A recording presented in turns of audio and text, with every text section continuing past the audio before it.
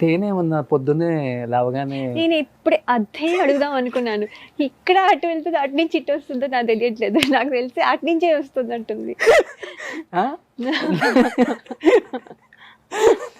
మాట్లాడితే ముత్యాలు రాలిపోతాయి అన్నట్లుగా అంత కమ్మగా మాట్లాడతారు ఏంటి మేడం మీరు?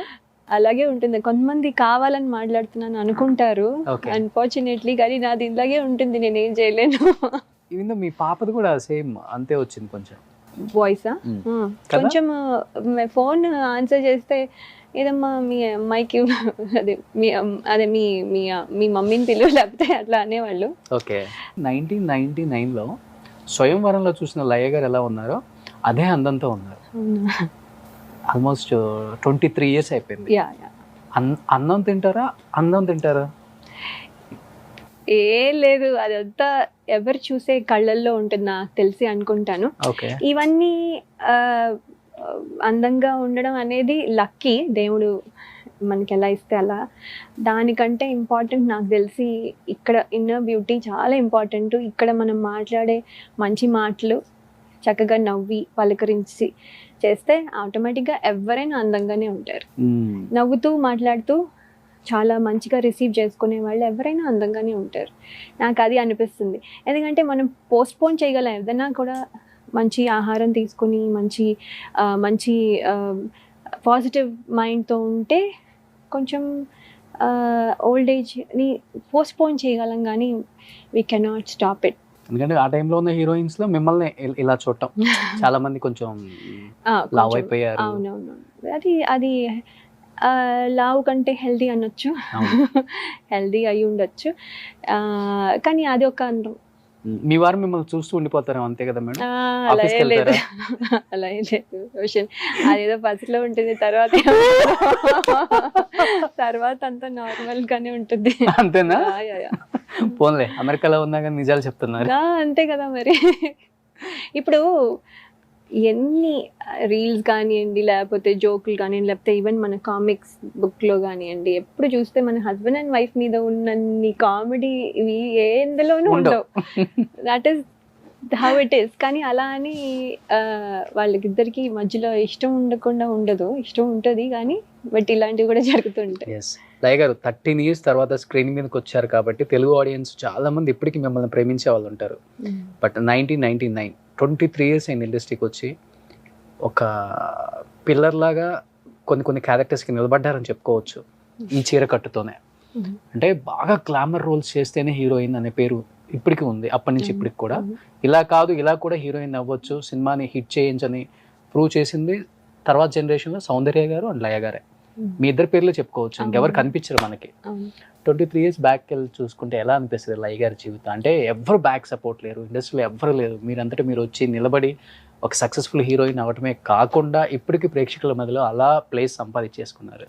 ఆ స్ట్రగుల్స్, ఆ అచీవ్మెంట్స్ చూసినప్పుడు ఎలా అనిపిస్తుంది? ఇంట్లో అవార్డ్స్ చాలా హ్యాపీగా అనిపిస్తుంది. ఎందుకంటే మేము అనుకున్నది కాదు, అలా అని ఇష్టం లేదని కాదు, ఏదో ఒక రకమైన భయం. మనం కూడా చేయగలమా అసలు? అంటే ఎవరు దానికి చాలా బ్యాక్గ్రౌండ్ కావాలి, దానికి చాలా ట్రైనింగ్ తీసుకోవాలి, దానికి ఇది అది అని ఒకలాంటి ఇల్యూషన్లో ఉండేవాళ్ళం. సో ఏంటి, మనం నార్మల్ బ్యాక్గ్రౌండ్ నుంచి వచ్చాం, స్కూల్కి వెళ్తూ ఉన్నాం, నెక్స్ట్ డే హీరోయిన్ అంటే అదేంటి అని అనిపిస్తుంది. అంటే మనం ఇప్పటివరకు స్కూల్కి వెళ్ళే అని మనం హీరోయిన్ అవుదాం అని చిన్నప్పటి నుంచి అనుకుని ఏదో ట్రై చేసి, లేకపోతే ఫోటో సెషన్ చేసి, లేకపోతే డాన్సులు నేర్చుకుని అలా చేసుంటే వేరు. అలా ఏం లేకుండా సడన్గా వెళ్ళేసరికి అసలు ఆర్ వి రెడీ అని అనుకుని, అసలు మనం డూ వి డిజర్వ్ దిస్, అసలు మనము చేయగలమా అనుకునే టైం నుంచి అందరూ, అంటే అలాగే నా ఫస్ట్ సినిమాలో అందరూ పెద్ద ఆర్టిస్టులు ఉన్నారు. కోట శ్రీనివాసరావు గారు, గిరిబాబు గారు, సుధా గారు, ఇలా చాలామంది, పెద్ద కవిత గారు, ఇలా అందరూ చాలా ప్యాడెడ్ ఆర్టిస్టులు అందరూ ఉన్నారు. సో పెద్ద ఆర్టిస్టులు అని ఉన్నారు. వాళ్ళందరి మధ్యలో మనం వెళ్ళి ఒక డైలాగ్ చెప్పాలంటే చాలా, వాళ్ళని చూస్తే అమ్మో వీళ్ళతో మనం నించుని చెప్తున్నామా అంటే, వాళ్ళు పెద్ద ఆర్టిస్టులు, మనం ఆటోగ్రాఫ్ తీసుకునే లాగా మన మైండ్ సెట్ అలా ఉంటుందో, ఆటోగ్రాఫ్ తీసుకోవాలి, వాళ్ళకి ఫోటో దిగాలని, మనమేమో వాళ్ళతో యాక్ట్ చేస్తూ ఉంటాం నెక్స్ట్ డే. సో అలాంటి మైండ్ సెట్ నుంచి వాళ్ళ ముందు డైలాగ్ చెప్పాలి, వాళ్ళకి తగ్గకుండా చెప్పాలి అనేది టెన్షన్ ఉంటుంది. కానీ వాళ్ళు చాలా ఎంకరేజ్ చేసి అన్ని ఇలా నేర్చుకుంటూ ఓవరాల్ గ్రాడ్యువల్గా నేర్చుకుంటూ చేసినా కూడా మళ్ళీ ఆడియన్స్ యాక్సెప్ట్ చేయాలి. అవును, మెజారిటీ అందరికీ మనం అన్నీ నచ్చము. మనం మనం మనం కొంచెం ప్రయత్నం చేస్తాం కానీ అందరికీ అన్నీ నచ్చాలని లేదు. సో కొంతమందికి నచ్చకపోవచ్చు కానీ మెజారిటీకి నచ్చాలి.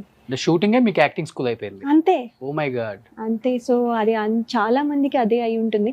బట్ నాకు అది అవ్వడం అలా నేర్చుకుంటూ ప్రతి సినిమాలోనూ ఏదో ఒకటి కొత్తది నేర్చుకోవడం ఎప్పుడు ఒక learning experience. By the time okay ఇప్పుడు కొంచెం ఒక అండర్స్టాండింగ్ వచ్చింది, ఇప్పుడు కొంచెం ఎక్స్పీరియన్స్ వచ్చింది అనుకునేసరికి నేను చేయలేదు ఇంకా సినిమాలు అని అనిపిస్తుంది అనమాట. అయ్యో కొంచెం బెటర్గా అవుతున్నాము అనిపించేసరికి వదిలేసాను అని.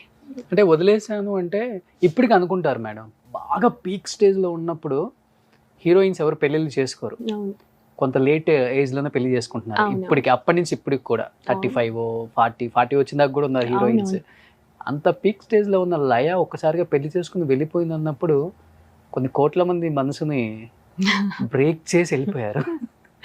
అంతే అంటారు. ఎందుకు చేసుకోవాల్సి వచ్చింది అసలుకి?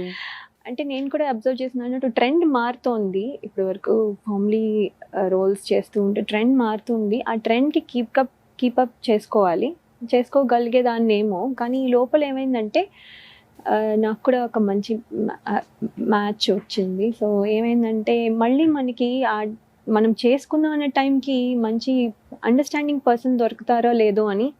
ఆయన ఎప్పుడు నన్ను సినిమాలు చేయొద్దు అని కానీ అది తప్పు అనో కానీ ఏమీ లేదు. ఇప్పుడు నా రీల్స్ అన్ని కూడా ఆయనే తీస్తారు, నా ఫోటోలు అన్ని ఆయనే తీస్తారు. ఆయన ఎంత బిజీయో ఆయన.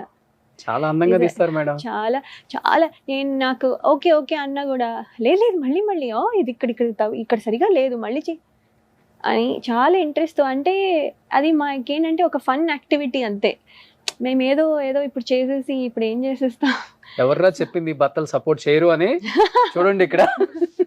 అవును, అది కరెక్ట్. అంటే కొంతమంది చేయకపోయినా మనసులో నుంచి చేస్తారు, వాళ్ళకి చేయడం రాదు. కానీ మనసులో ఎప్పుడు గో అంటే చాలు కదా, వాళ్ళు రిస్ట్రిక్ట్ చేయకపోతే చాలు. So that is also support, right? కానీ ఇక్కడ ఏంటంటే నాకు ఆయన లేకుండా నేనేం చేయలేను. సో అన్నీ ఆయనే చేస్తారు. సో నాకు ఇప్పుడు రీల్స్ అన్నీ కూడా ఆయన తీసి పెడతారు. ఈసారి ఈ కెమెరా కాదు, ఈసారి ఈ కెమెరా వాడదాం, ఈసారి ఇలా చేద్దాం అలా చేద్దాం. పాపం హీల్ ఆల్సో హీస్ ఇంట్రెస్టెడ్. అంతే, ఏం లేదు. నేను హ్యాపీగా ఉంటే ఎంత మంచి హస్బెండ్ దొరికినా కానీ మేడం పీక్ స్టేజ్లో ఉన్నప్పుడు పెళ్లి చేసుకుని వెళ్ళిపోయిందన్న బాధ అయితే ఉంది కదా మీకు? ఉంటుంది.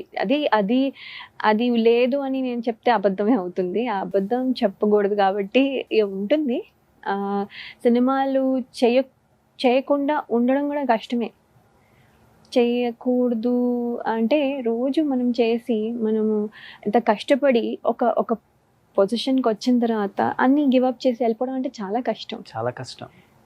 బట్ ఒక్కసారిగా అంత స్టార్డమ్ చూసిన లయ గారు పెళ్లి చేసేసుకొని 3 మూళ్ళు అనే బంధంతో ఒక ఇంట్లో ఉండిపోయి ఒక వైఫ్, ఒక తల్లి, ఇదే రోల్ అయిపోయింది అన్నప్పుడు ఫీల్ అయ్యారా కొంచెం? అంటే ఆ రోల్ చాలా ఎంజాయ్ చేస్తాము. అంటే అది కూడా అందరూ చేసి, కానీ అది చేస్తూ ఇది చేసే వాళ్ళు ఉన్నారు.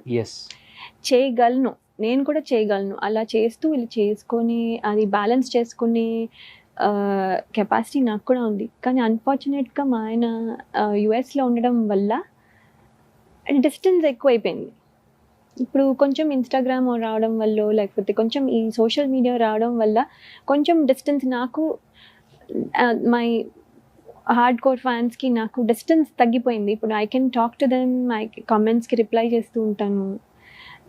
నాకు వాళ్ళకి ఇంటరాక్షన్ ఉంది. ఇంటరాక్షన్ కోసమే నేను actually Instagram is for my fans and me. నాకు వాళ్ళకి ఒక బ్రిడ్జ్ అంతే. వాళ్ళతో మరి నేను ఎలా రోజు మాట్లాడలేను.